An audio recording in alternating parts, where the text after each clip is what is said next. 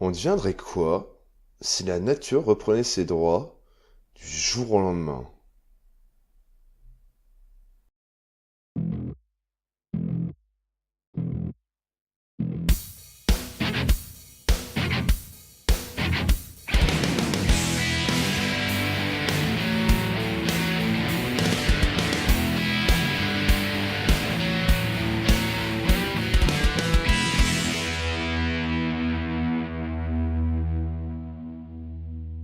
Salut tout le monde! Aujourd'hui on parle de Green Worlds.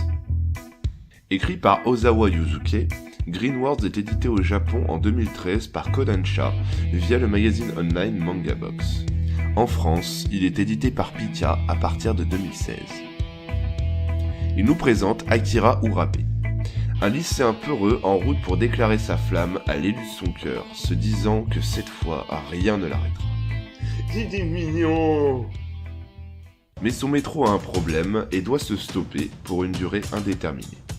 Il décide donc de remonter à la surface pour découvrir Tokyo recouvert de végétation.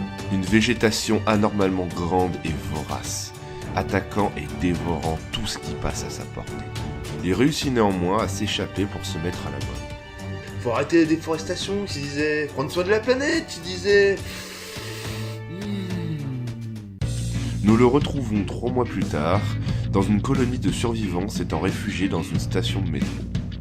Il se croyait en sécurité, mais le ravitaillement en provenance d'une autre station de métro tarde à arriver. Il décide donc, avec un petit groupe, de remonter les rails jusqu'à la dite station pour voir d'où vient le problème. En arrivant sur place, il ne trouve qu'un homme mourant, leur apprenant que ses camarades ont tous été massacrés par une créature encore plus dangereuse que les plantes anthropophages de la surface. Ils décident donc de faire le ravitaillement eux-mêmes et repartent d'où ils sont venus. Mais sur la route, ils tombent nez à nez avec une créature géante leur bloquant le passage. Elle est pour qui la compote? Elle est pour qui la compote? Elle est pour toi! Ils arrivent néanmoins à s'enfuir en remontant à la surface grâce à l'intervention d'un inconnu ayant l'air bien plus informé qu'eux. Et étant armé d'une tronçonneuse surtout. Mais la créature continue de les poursuivre même à l'extérieur. Ils parviennent finalement à s'en débarrasser et rentrent à leur campement. L'inconnu leur apprend que cette créature n'est pas seule dans son genre, qu'ils ne seront en sécurité nulle part et que la seule option de survie qui s'offre à eux est le combat. Un petit groupe se forme donc et part avec lui Pour acquérir la puissance nécessaire pour combattre! Foutez pas de moi, hein, c'est vraiment comme ça qu'il le dit, hein. Akira, souhaitant revoir sa bien-aimée, y voit une occasion de la retrouver et décide d'en faire partie.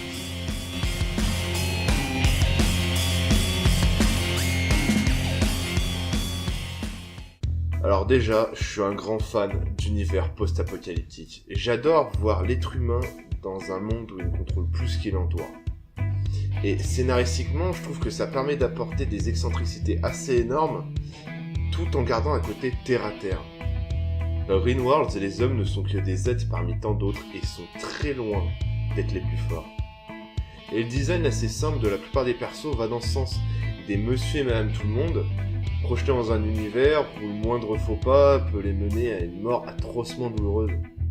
La psychologie aussi est traitée, maladroitement par moments, mais traitée. Je prendrais pour exemple le personnage principal, qui est présenté comme quelqu'un de gentil et timide, mais qui une fois l'apocalypse arrivée se met à avoir des réactions violentes, voire même sadiques, envers des personnages qui veulent pas forcément de bien. L'esthétique de cet univers aussi est sympa, avec des visions d'horreur assez cool, comme le gros bébé avec ses bouches pleines de dents à la place des yeux, qui fait d'ailleurs pas mal penser au monstre de Berserk, ou le tournesol et cette tête momifiée du début. En bref, Green Worlds, c'est un manga avec un univers post-apocalyptique, assez bien fichu, qui peut paraître très bourrin, mais qui possède quelques petites subtilités vraiment pas désagréables.